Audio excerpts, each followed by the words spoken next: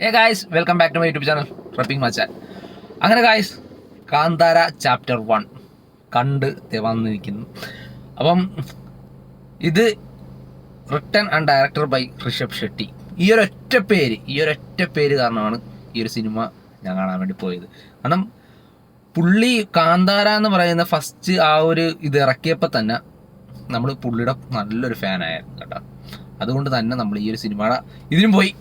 അപ്പം ഫസ്റ്റ് ഞാൻ പറയാമല്ലോ, ഞാൻ കാന്താര ആദ്യം ഇറങ്ങിയത് ഞാൻ തിയേറ്ററിൽ പോയി കണ്ടിട്ടില്ല, ഞാനത് OTT വന്നിട്ടാണ് ഞാൻ കണ്ടത്. പക്ഷേ ഇത് കാണണമെന്ന് വിചാരിച്ചതിന് രാവിലെ 6:30 ഷോക്ക് പോയി കണ്ടു. കഴിച്ചു എന്തുവാടാ എടുത്തു വെച്ചിരിക്കുന്ന ഋഷഭ് ഷെട്ടി, ഇവിടെ പറയാനില്ല.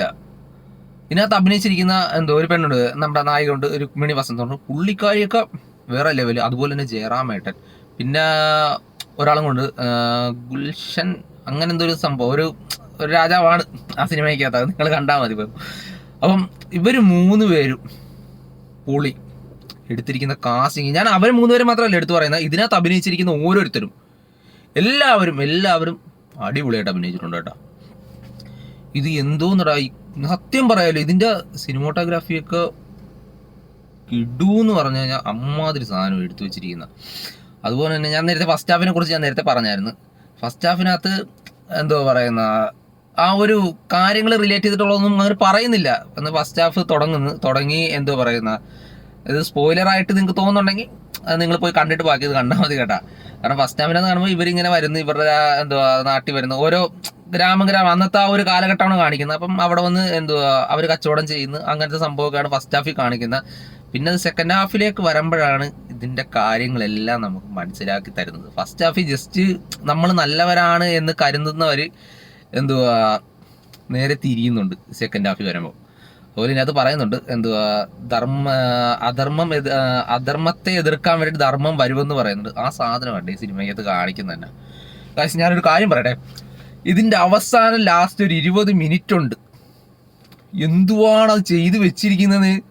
ഞാൻ സത്യം പറഞ്ഞു കഴിഞ്ഞാൽ നമ്മൾ കണ്ണ് തള്ളിപ്പോവും. അമ്മാതിരി രീതിയിൽ കാണിച്ചു വെച്ചു. ആ ഒരു ഒരു ഫൈറ്റും പിന്നെ അതുപോലെ തന്നെ ഒരു യുദ്ധവും ആ ഒരു കാര്യങ്ങളെല്ലാം എൻ്റയർലി ഡിഫറെൻറ്റ്. വേറെ സിനിമയൊക്കെ വെച്ച് നോക്കുവാണെങ്കിൽ എൻ്റെ പൊന്നോ, നമ്മൾ പ്രിഡിക്റ്റ് ചെയ്യുന്നതിൻ്റെ അപ്പുറം. ഇനി ഇതിന് ഒരു സെക്കൻഡ് പാർട്ട് വരുന്നുണ്ട് കേട്ടാ, തീർന്നിട്ടില്ല. ഇതിപ്പം പറയുന്ന എനിക്ക് ഇനിയിപ്പം തുടങ്ങുന്നേ ഉള്ളൂ. ഇനി എന്താണ് കഥ എന്നുള്ള കാര്യങ്ങൾ പറയുന്നതേ ഉള്ളൂ. എന്തായാലും എനിക്ക് പേഴ്സണലി ഒരുപാട് ഇഷ്ടപ്പെട്ടു ഈ സിനിമ.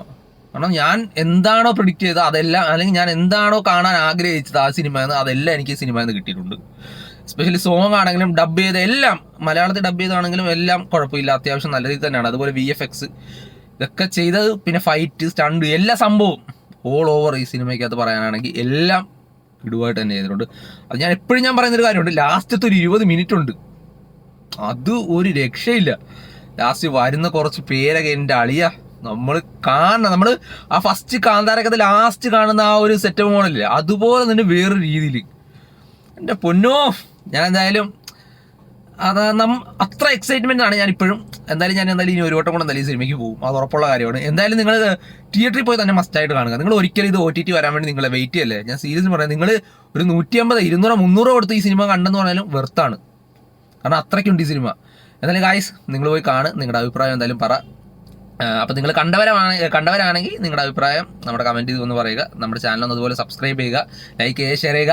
അപ്പോൾ എന്തായാലും അടുത്തൊരു സിനിമയുടെ റിവ്യൂ ആയിട്ട് വരുന്നവരെ ബൈ.